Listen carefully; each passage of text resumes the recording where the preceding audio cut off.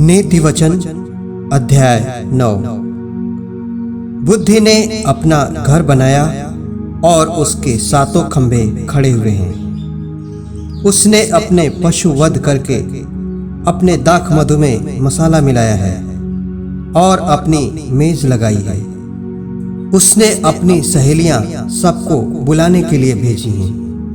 वह नगर के ऊंचे स्थानों की चोटी पर पुकारती है, जो कोई भोला है वह मुड़कर यहीं आए, और जो निर्बुद्धि है उससे वह कहती है, आओ मेरी रोटी खाओ और मेरे मसाला मिलाए हुए दाख मधु को पियो।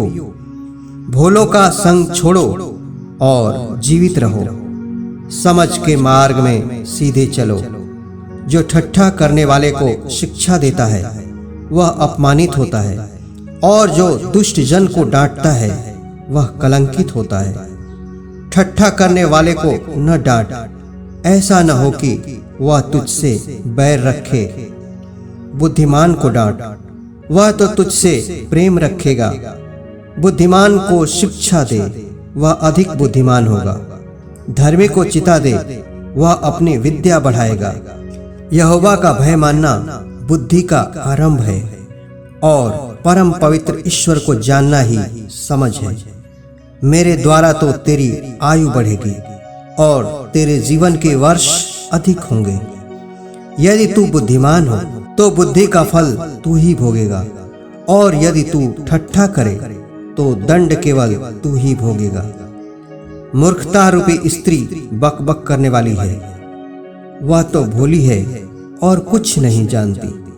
वह अपने घर के द्वार में और नगर के ऊंचे स्थानों में अपने आसन पर बैठी हुई, जो बटोही अपना अपना मार्ग पकड़े हुए सीधे चले जाते हैं, उनको यह कहकर पुकारती है, जो कोई भोला है वह मुड़कर यहीं आए। जो निर्बुद्धि है उससे वह कहती है, चोरी का पानी मीठा होता है और लुके छिपे की रोटी अच्छी लगती है। वह यह नहीं जानता है कि वहां मरे हुए पड़े हैं, और उस स्त्री के नेवथारी अधोलोक के निचले स्थान में पहुंचे।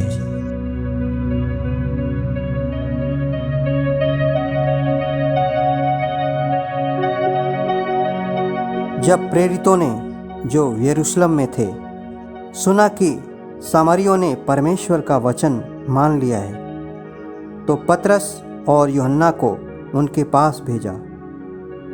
उन्होंने जाकर उनके लिए प्रार्थना की कि पवित्र आत्मा पाएं, क्योंकि वह अब तक उनमें से किसी पर न उतरा था।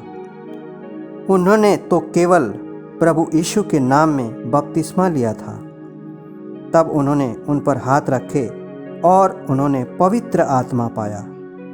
जब शमौन ने देखा कि प्रेरितों के हाथ रखने से पवित्र आत्मा दिया जाता है, तो उनके पास रुपए लाकर कहा, यह अधिकार मुझे भी दो कि जिस किसी पर हाथ रखूं वह पवित्र आत्मा पाए।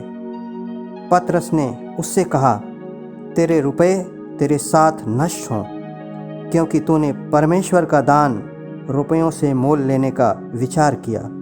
इस बात में न तेरा हिस्सा है न भाग, क्योंकि तेरा मन परमेश्वर के आगे सीधा नहीं। इसलिए अपनी इस बुराई से मन फिराकर प्रभु से प्रार्थना कर। संभव है तेरे मन का विचार क्षमा किया जाए, क्योंकि मैं देखता हूँ कि तू पित्त किसी कड़वाहट और अधर्म के बंधन में पड़ा है। शमौन ने उत्तर दिया, तुम मेरे लिए प्रभु से प्रार्थना करो कि जो बातें तुमने कहीं उनमें से कोई भी मुझ पर न आ पड़े। अतः वे गवाही देकर और प्रभु का वचन सुनाकर यरूशलेम को लौट गए और सामरियों के बहुत से गांव में सुसमाचार सुनाते गए।